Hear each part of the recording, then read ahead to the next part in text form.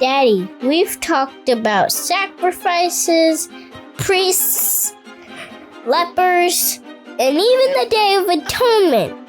I thought you who said Leviticus teaches us about loving your neighbors.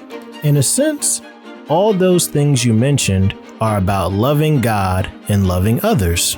I see how they point to loving God, but how do they point to loving others?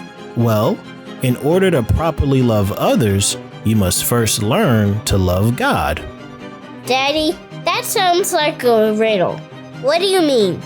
Sorry, I'll explain better. If we love God, we will obey God when He tells us how we should treat others. How should we treat others? In Leviticus, God tells us we should look out for the poor and the foreigner.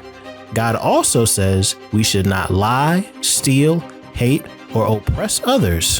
What does oppress mean? Generally, oppression happens when someone in authority or leadership treats others unjustly. Oh, like Pharaoh enslaving the Israelites? Exactly. Since Israel suffered oppression, they were not to oppress others. Okay, so Leviticus does talk about loving your neighbor, but what about the rule that says you shouldn't plant two types of seeds?